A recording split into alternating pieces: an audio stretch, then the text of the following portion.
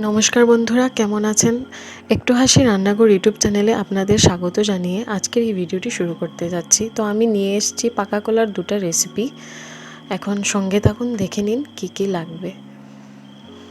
তো প্রথমে এই কলাগুলি দিয়ে দিলাম গ্রাইন্ডারের লিকুইড জারে, আর একটু ক্রিম দিয়ে দিলাম একটা স্মুথ পেস্টের জন্য। তো হয়ে গেছে বন্ধুরা, এখন আমার স্মুথ পেস্ট বানানো।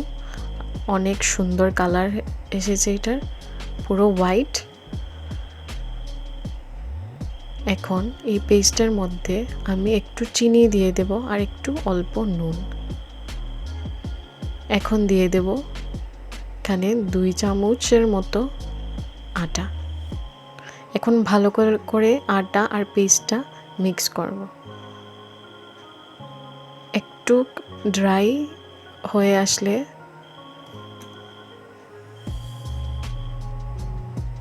এটা হাত দিয়ে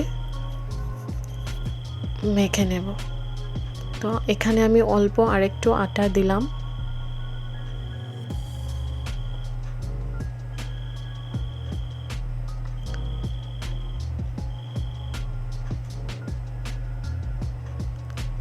মাখা হয়ে গেলে এখন আমি এখানে 1 চামচ রিফাইন অয়েল দিয়ে দেব।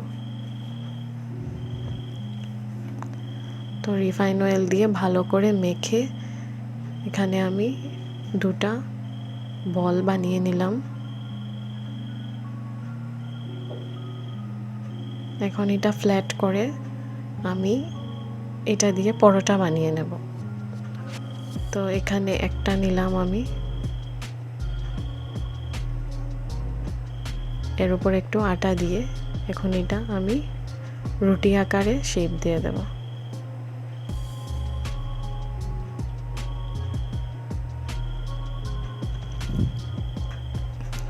তো অনেক সময় বন্ধুরা আমাদের বাড়িতে পূজা ঘর থেকে অনেক কলা বের হয়ে যায়। তো 1 পিস 2 পিস তো সবাই খায়, বাকি পিসগুলো ঘরে থেকে যায়। ওই থাকা কলা দিয়েই আমি আজকে বানাচ্ছি। তো এখানে আমার তাওয়াটা গরম হয়ে গেছে। তো ফার্স্ট আমি প্রথম রুটিটা দিলাম।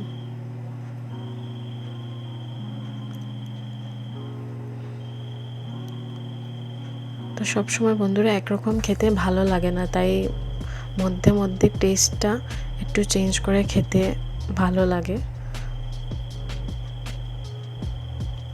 এইভাবে খেতে অনেক ভালো হয়। তো তোমরা প্লিজ ট্রাই করবে বাড়িতে। এই হয়ে গেল আমার পরোটা, বেনানা পরোটাটা রেডি হয়ে গেল। তো উপাস ওপাস আমি ভালো করে অয়েল লাগিয়ে সেঁকে নিলাম।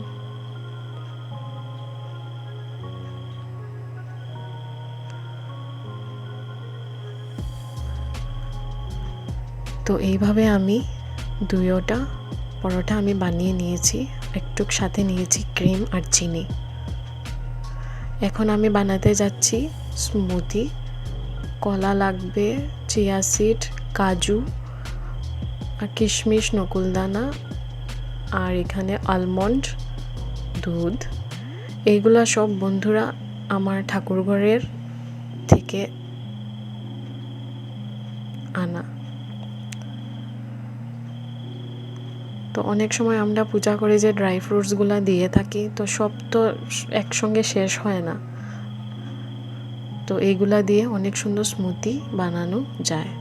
তো এক এক করে আমি এখানে চিয়া সিড, দুধ, নকুলদানা, কিশমিশ, কলা, এর মধ্যে একটা এলাচি আমি একটু কুটে দিয়ে দেব। এই দিয়ে দিলাম। এরপর দিয়ে দেব কাজু, একটু ক্রাশ করে দিয়ে দেব কুটে।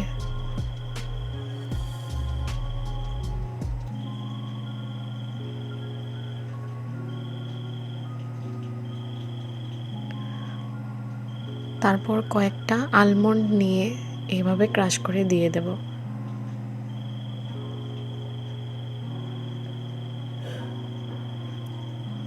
এই হয়ে গেছে আমার কোটা।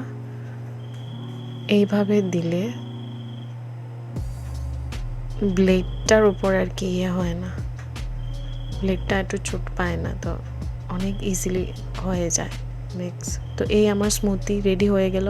এটা ব্যানানা শেকের মতো বন্ধুরা তোমরা খেতে পারবে।